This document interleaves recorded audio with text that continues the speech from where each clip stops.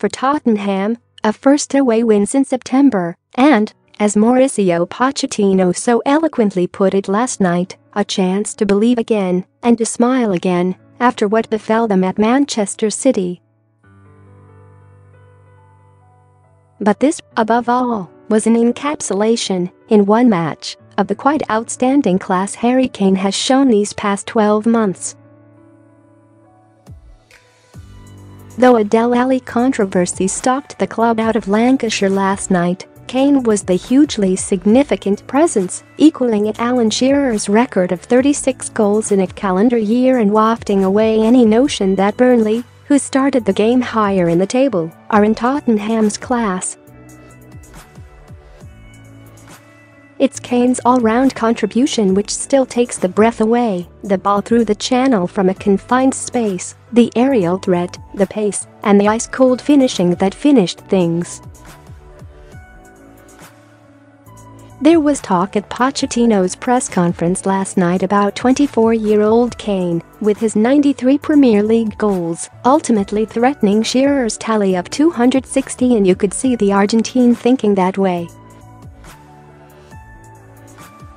Harry has the professionalism, he said. The ethic, the great ethic.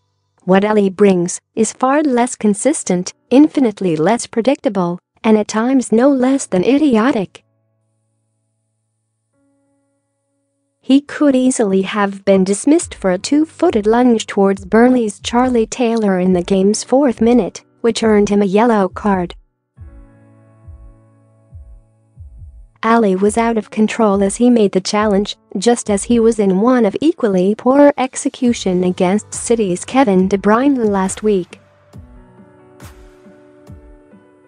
The game requires players who operate off the cuff, with the genius that brings, though there was no heroism attached to this challenge, especially since Ali promptly won his side the most spurious of penalties. Burnley defender Kevin Long, deputizing for James Tarkowski, the suspended buttress of Ditch's defense, encroached into Ali's personal space, and down he went. To have booked him for simulation would have meant dismissal, so referee Michael Oliver took the standard option. The easy option. Kane's ensuing right-footed sent Burnley goalkeeper Nick Pope the wrong way. Ditch said his player should not have made any contact, which was generous of him since Ali was clearly going to ground before the player made contact with him. They're partisan about their football in these parts, yet the chants of cheat which echoed around the ground were not unjustifiable.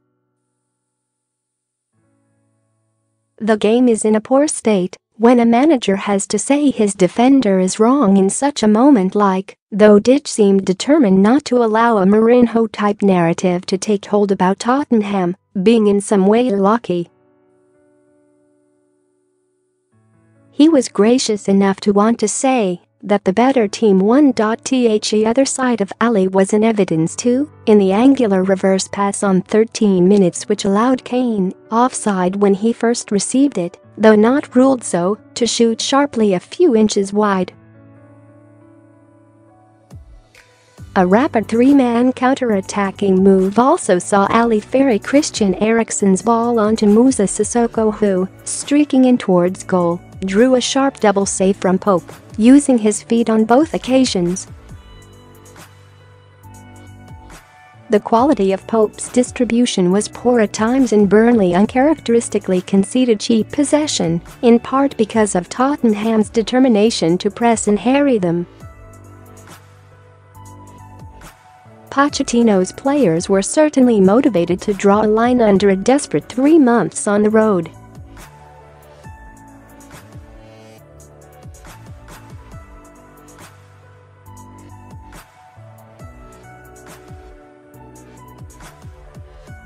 Ditch was aggrieved that Sam Vokes had a goal chalked off for a barge on Loris, marginal again, and felt that Ashley Barnes, Wood's replacement, was fouled in the Spurs area. But there was a difference in class with Kane at its core. The striker created an outstanding chance, navigating a pass from a tight spot to the advancing Serge Aurier, whose cross Sissoko skied over. The Frenchman is not a finisher. He subsequently took matters into his own hands. Burnley was hustled into conceding possession in his own half to Sissoko, who played the ball into Kane's path and watched him pick his spot.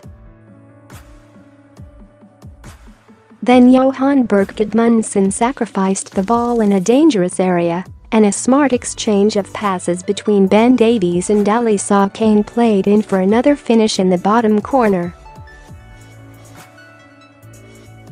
Burnley cannot lay claim to being top 6 side when they have scored only 16 league goals before Christmas. We all know where the real market is for the superpowers, Ditch reflected. The top of the rest, where we are, is a fantastic position for us. Tottenham, meanwhile, have their own elite pretensions reaffirmed. They're a great side, Ditch reflected. And Kane makes them an even better one.